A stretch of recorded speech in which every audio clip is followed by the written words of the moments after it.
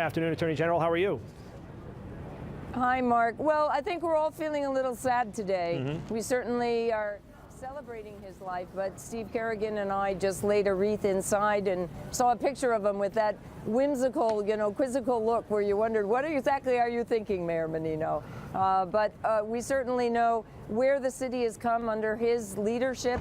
And we know that he knew every corner of the city. He knew every neighborhood. He knew everything that was going on. And he really cared about everybody who was here. Absolutely. He would be out there helping support the vote and getting out the vote. We know that. But you and Charlie Baker, your opponent, have decided to suspend campaigning for a while here.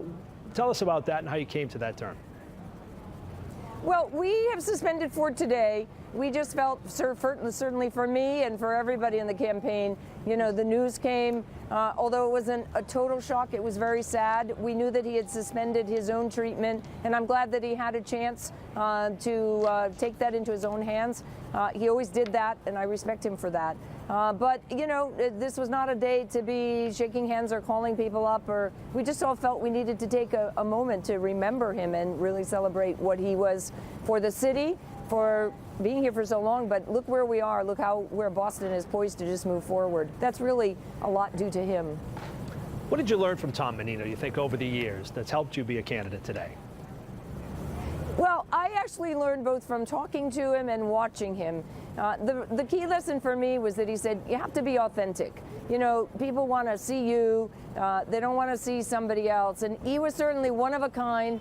He had his own brand, and you could like him or disagree with him, but you knew what you were getting with him. And that was an important lesson for me. And after 2010, he said, just go with the real people. Don't worry about all the elected officials and the VIPs, Go talk to real people. So every time I saw him, I said, I'm doing that, Tom. I took his advice. And certainly it was both what he said and what he did that made him so successful, and I think so beloved as the mayor of Boston.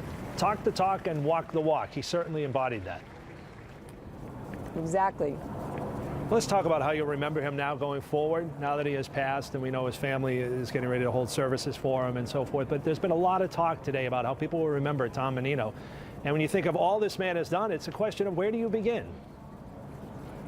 Well, and I think, these few days, our thoughts and prayers go out to Angela and his children, Susan and Tom and the grandchildren. But I think we'll have lots of time and lots of material. Look, he was a human being, and he would be the first to say he did some great things, but I think we can learn so much about what real leadership is about, not just a mythical Tom Menino or someone that we just remember what we want to remember. I think he's a real example of how hard it is, really, to be in public life, but actually make it successful. And I look forward to that, because I think anybody who's running for office or wants to serve in Boston or Massachusetts or the country could look to him as a model of how you provide leadership.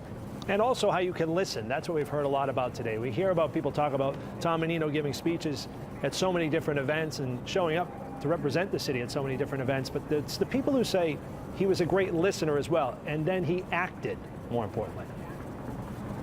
Yes, exactly. You listen to people, and that you figure out where the problems are and what you need to do. And if you look at, in the period of time that he's been mayor, how the city has moved, look at the growth, look at the development, and, not just tall buildings. I worked with Mayor Menino on making sure we could, in the neighborhoods, bring back some of the houses that have been foreclosed upon.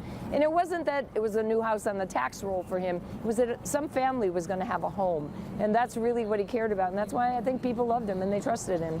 And his relationship with law enforcement. Certainly you can speak to that over the years.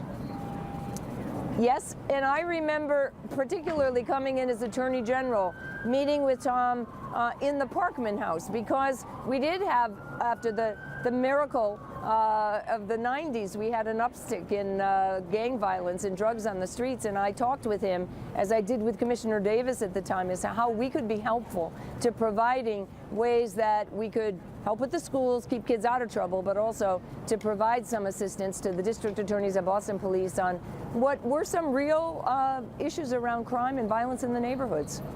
Your opponent, Charlie Baker, says probably today and tomorrow as far as suspending campaigning. Would you do today and tomorrow as well? Well, I know we have suspended for today. My thought is that, Tom Menino would want us to get back to work. He let very little get in the way of what he had to do. I remember he was in the hospital at the marathon bombings, but he came out because he wanted to be on the job. And I know that we're taking a moment to remember him. We'll certainly go to his wake and funeral. But I think he would encourage us to get back to work after we've taken a time to pause today. I think you're right. Do you remember the last time you chatted with him and what he had to say? Yes, I went to see him over at BU this summer because I went to, again, ask for some advice running for governor, see how he was doing. And I remember that although he seemed interested in, planning his class and being at school, I think he missed not the title of mayor, but I think he missed the action of being mayor, the being out there with people. And he certainly understood that this was a different phase of his life. I'm so delighted he got to finish his book.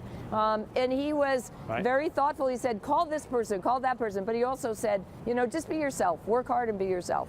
Terrific. We'll have to leave it at that. Democratic candidate for governor and attorney general, Martha Coakley. Appreciate your time tonight. Thank you.